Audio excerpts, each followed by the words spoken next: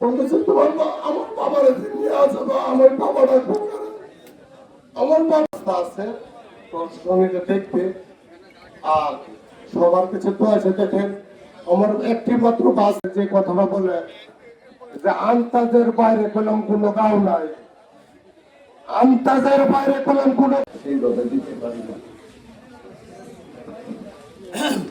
এখানে মন্ত্রী মহোদয় আসছেন, আমি ঢাকা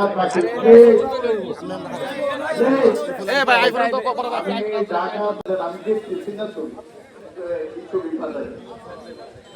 ছবিটা দেখা দেখলাম যে তার হাতটা একজন আমাকে বলে দিচ্ছে যে জাহাঙ্গীরের মারামারি হয়েছে, এইটা ওই কল্পনা কি খবর, কেউ বলে মারা গেছে, কেউ বলে এরকম চিন্তা শুনতেছি। আমি আমার এক ছেলে জাহাঙ্গীর আমার আপদ বয়সটা ক্লাস 9-এ যখন পড়ে 14 বছর এলাকার মানুষের মধ্যে বাসি এলাকাতে এরকম ঘটনা কোনোদিন হয় নাই। আমি আপনাদের কাছে এই অনুরোধটাই রাখতে চাই যে এই তথ্যটা উদ্ঘাটিত হোক। আর এখানে যারা আসছেন আমার পরিবারের পক্ষ থেকে করবো এবং মন্ত্রী মহোদয় আছে, বন্ধু ভাই আছে, মাদার ভাই আছে, অনুরোধ করবো কোন নিরপরাধ ব্যক্তি আর মানুষ ভুলে উঠে না। আমার ভাই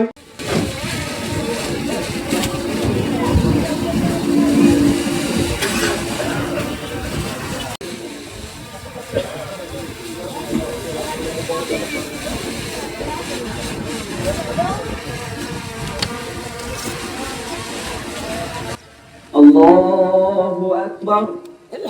السلام عليكم ورحمة الله. السلام عليكم ورحمة الله. এই দেশে এই ধরনের ঘটনার কোনোদিন ঘটে নাই। হায়ার করে ঢাকার থেকে সন্ত্রাসী এনে একটা লোককে হত্যা করা হবে, এইটাই দেশে ঘটে নাই। জাহাঙ্গীরের মতো লোককে হত্যা করা হয়েছে।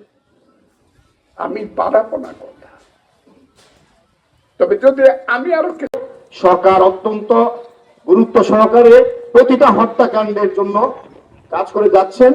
ইনশাআল্লাহ কিশোরগঞ্জের এই মর্মান্তিক হৃদয় বিদারক লোহমর্ষক যে হত্যাকাণ্ড করেছে, এটা সর্বোচ্চ পর্যায়ে সরকার এটা আমলে নিয়েছেন এবং এ ব্যাপারে কাজ করে যাচ্ছেন প্রশাসনের সবাই। জাহাঙ্গীর ভাই দলের নেতা ছিলেন, রাজনৈতিক ব্যক্তিত্ব ছিলেন, সামাজিক ব্যক্তিত্ব ছিলেন, আমাদের সকলের সাথে মেলামেশা করেছেন। আজকে উনি নাই, ওনার আমল নামার সমস্ত কিছু বন্ধ হয়ে গেছে। আমরা যারা ওনার পরিবার, ওনার যারা সহকর্মী আমরা বেঁচে আছি, আমরা ওনার জন্য দোয়া করতে পারবো।